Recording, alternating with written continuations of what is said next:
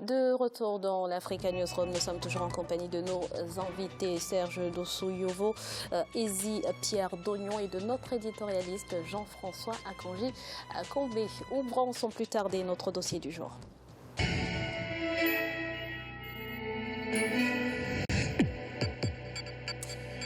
À l'instar de nombreux pays africains, le Bénin dispose d'une multitude de radios communautaires qui diffusent des informations de proximité au profit des populations rurales, contribuant ainsi à l'enracinement du processus de décentralisation. Les détails dans ce reportage de notre correspondant Lefty Uno.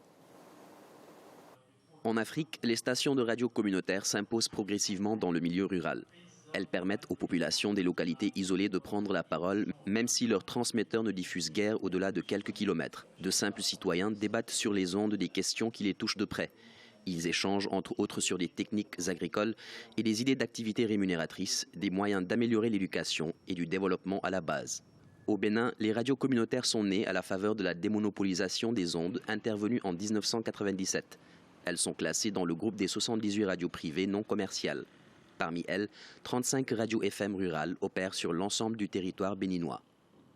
Au Bénin, nous avons un peu plus de 70 radios qu'on peut appeler communautaires, puisque c'est des radios qui s'occupent des questions de développement, qui s'occupent des questions de culture, des questions de religion et bien d'autres qui intéressent la communauté et qui sont généralement créés soit sur l'initiative de la communauté elle-même, soit sur des initiatives individuelles ou par des structures confessionnelles.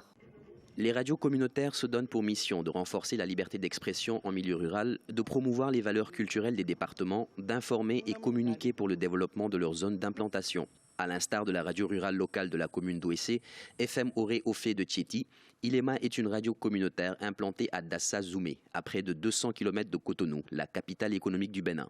Radio Ilema a été créée le 30 avril 1998 à Lima, un arrondissement du département des 41 collines. Elle dispose de 2 émetteurs qui lui permettent de couvrir tout le département. Plusieurs émissions sont diffusées dans les langues locales telles que le Mahi et le Hidacha.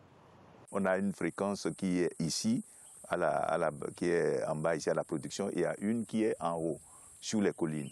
Donc il y a un système de relais pour que toutes les collines, parce que nous sommes entre 41 collines, donc il faut que les populations soient informées et écoutent notre station. Donc c'est le lieu de rendre hommage à tous mes premiers animateurs, parce qu'il fallait faire près de 400 en hauteur, 400 mètres en hauteur pour aller amener du gasoil, parce qu'on n'avait pas l'électricité, groupe électrogène, donc c'était des pionniers. Je leur rends vraiment hommage. Les populations sont à grande majorité analphabètes, donc il est important que ces populations-là aient les informations dans leur langue, dans les langues qu'elles comprennent et qu'elles parlent le plus. Et la radio est l'outil, l'instrument par excellence qui leur permet d'avoir ces informations-là. Les radios communautaires apportent une contribution particulière à l'enracinement du processus de la décentralisation, ceci par le renforcement de l'accès des populations rurales à l'information. En effet, elles permettent aux populations de s'imprégner de la gestion faite par les dirigeants locaux. Elles constituent également un canal de communication entre dirigeants et administrés.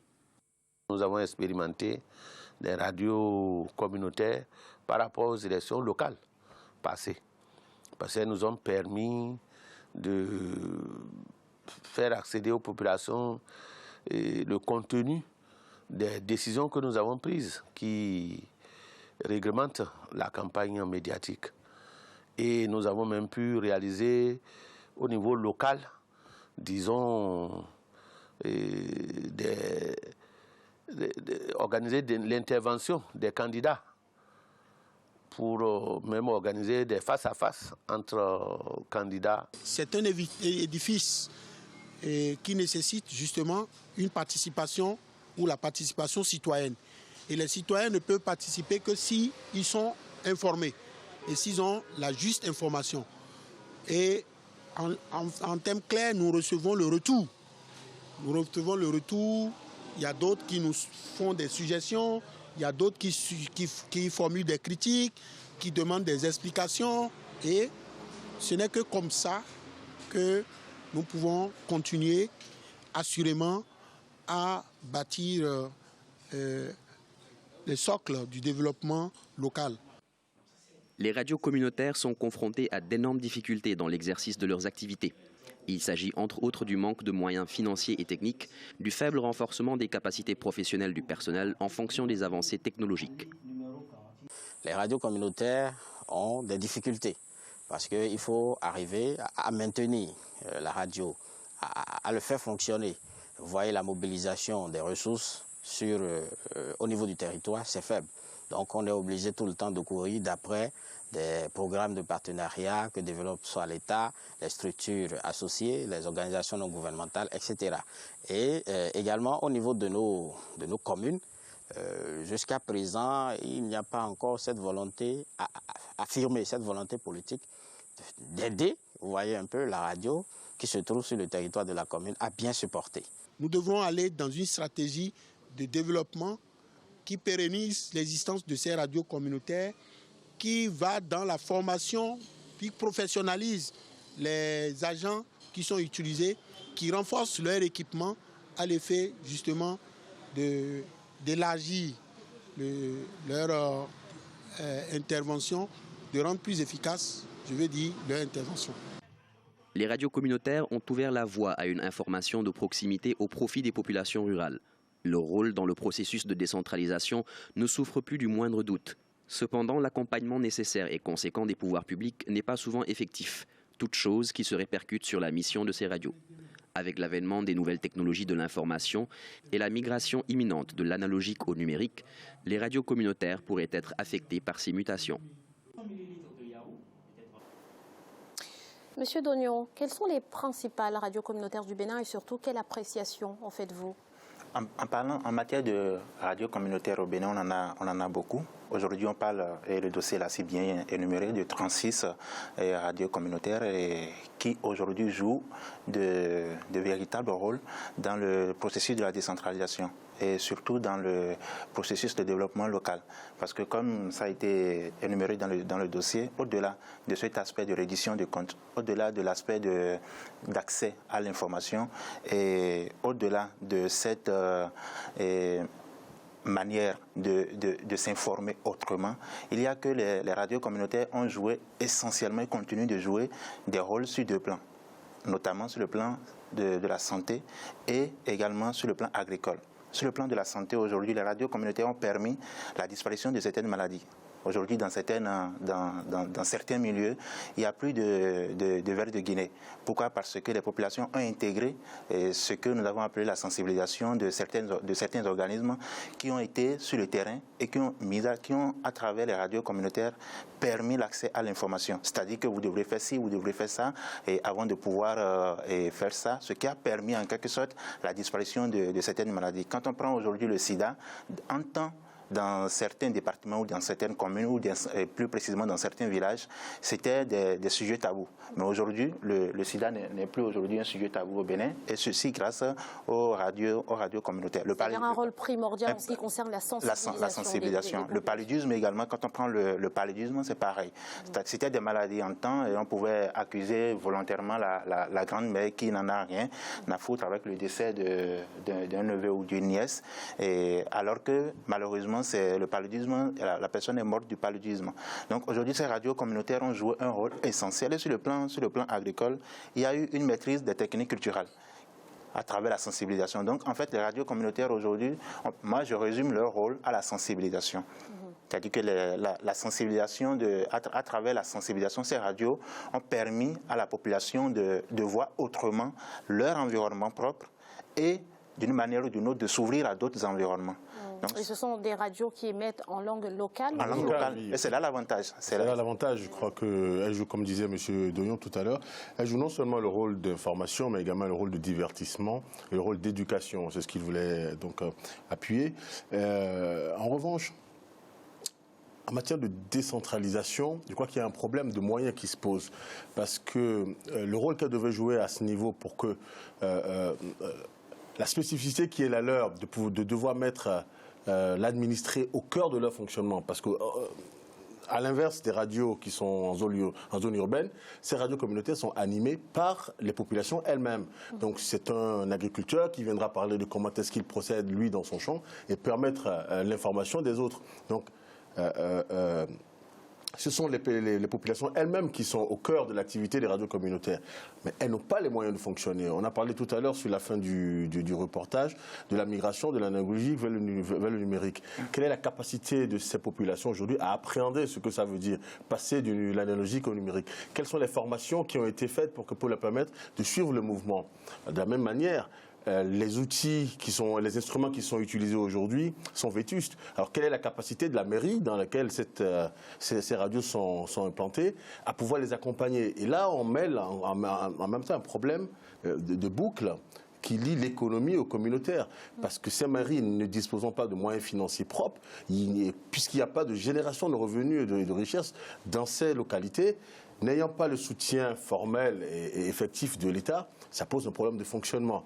Donc effectivement, je finis juste en 3 mots, effectivement, elles jouent un rôle important, mais les moyens dont elles disposent ne sont pas suffisants pour que ce rôle soit cristallisé. Et surtout il faut ajouter l'aspect analphabétisme, parce que la population est pour la plupart analphabète. Donc, parlant tout à l'heure du passage au numérique, ça dit que ça, on se demande comment est-ce que cela, c'est-à-dire les mutations aujourd'hui du monde et le modernisme risquent de faire disparaître malheureusement ces radios-là si on ne prend pas garde. Alors, moi, je n'ai pas cette peur-là sur les mutations technologiques, parce que derrière les radios communautaires, il y a des personnes, ou parfois des entreprises, parfois des organisations qui sont promotrices des radios communautaires. Mais qui n'ont pas les moyens. Ensuite, on les alimente de cette manière-là, ils n'ont pas les moyens. Et je voulais ajouter à ce que vous avez dit très justement sur le manque de moyens, notamment des municipalités, des communes, je voulais ajouter que ces radios souffrent d'abord d'un paradoxe qui est profond dans l'espace africain, parce que tout ce dont nous sommes en train de parler, c'est-à-dire la mission de sensibilisation, la mission d'éducation, ce sont des missions de service public, ce sont des missions d'intérêt général. Or, ces missions d'intérêt général-là sont assumées par des structures qui, ailleurs, notamment en Occident, seraient considérées comme des radios privées. Or, nous ne sommes pas dans un contexte où, étant une radio privée, en tout cas une structure créée par la population et par les citoyens, on peut avoir un financement privé, des sponsors, etc. En Afrique, on ne connaît pas ça. Or, moi, je fais une équation très simple. Mission de service public, il faut que ça soit pris en charge par une politique publique. Et les politiques publiques, nos politiques publiques peinent à prendre en charge ce genre de choses. Le fait de communiquer des informations, y compris d'ailleurs des informations électorales. Ça, on l'a bien vu dans de campagnes électorales. Est-ce qu'une campagne électorale est une affaire privée? Non. Il faudra en tirer les conséquences et faire en sorte que le financement, non seulement vienne des communes, mais je crains que les communes, le phénomène qu'on connaît ailleurs, c'est-à-dire l'État qui donne des compétences mais ne donne pas les moyens de pouvoir financer l'exercice des compétences, je crains qu'en Afrique, on souffre encore beaucoup plus de cela. C'est au plan national, me semble-t-il, qu'il faudrait veiller à ce qu'il y ait des moyens, mais qu'il y ait des moyens avec des garanties d'indépendance et de poursuite de l'indépendance de ce qui se fait aujourd'hui. Nous savons très bien d'expérience ce que c'est que le financement par l'État de radio.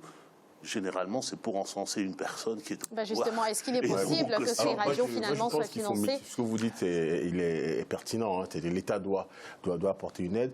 Mais je crois qu'il faut mixer les deux. Je crois aujourd'hui que les communes doivent valoriser leur territoire et attirer le maximum d'investisseurs. On parle surtout d'agriculture dans ces régions-là, d'investisseurs qui, sur leur fonctionnement, paieraient des redevances à la commune et qui, du coup, trouveraient des moyens pour aider les outils stratégiques que sont les radios communautaires. Précisément, c'était ça le sens de mon observation tout à l'heure quand je parlais de la péréquation entre les compétences et les moyens de financer l'exercice des compétences. Est-ce que nos communes bénéficient, dans les lois de décentralisation par exemple, de la faculté de lever l'impôt, de la faculté de lever des ressources sur les entreprises qui sont sur place, de la capacité d'initiative? Si elles ont bénéficié, tant mieux. Les textes existent, mais c'est l'application l'applicabilité de ces textes. Parce que dans certaines régions, vous avez des maires qui ne sont pas complètement au courant de ce qui se passe, de comment ça devrait fonctionner. Et c'est là où l'État, c'est pour ça que je parlais tout à l'heure, de mettre les deux volets en jeu. L'aspect public, parce que l'État doit apporter des moyens en termes d'accompagnement, en termes de renforcement de capacité. Mais je crois que les moyens dont devrait disposer... Nous ne nous contredisons pas, parce que pour moi, je ne vous contredis pas, au contraire. Oui, bien sûr, on se complète. L'État et les communes, ça reste un financement public. C'est ce sur quoi j'insistais, c'est-à-dire un financement public. Mais il faut aussi pouvoir, si on veut mixer, il faut créer du public-privé. Et à ce moment-là, pouvoir lever des fonds dans le secteur privé de la part de sponsors privés ou d'investisseurs privés. Oui, ce qui pose la problématique du transfert effectif de compétences, parce que ça dit que on dit en fait, on parle de décentralisation, et qui parle de décentralisation parle de développement à la base. Et le développement à la base suppose alors qu'il faut en fait des gens à la base qui gouvernent. Est-ce que en fait aujourd'hui nos mairies ou nos communes ont l'autonomie qu'il faut pour pouvoir gérer au niveau communal? Il y a encore un véritable problème à ce niveau-là. Parce que quand on me dit en fait que les radios communautaires sont gérées depuis le ministère, par exemple, de la communication, il se pose véritablement un problème. Parce qu'il faut déjà que la commune se reconnaisse à travers sa radio avant de pouvoir investir dans cette radio-là. Et c'est là en fait le problème. Il y a des communes qui ont les radios, où les radios sont dans certaines communes, mais il n'y a que, tout à l'heure, comme on l'a dit à la fin du reportage, au moment où, au temps des élections, qu'elles soient communales, législatives ou présidentielles, qu'on reconnaît en fait l'importance de ces radios-là, ce qui n'est pas bien. Merci messieurs, nous allons à présent marquer une nouvelle pause. Ne bougez pas, dans quelques instants, la troisième partie de l'Africa Newsroom. A tout de suite.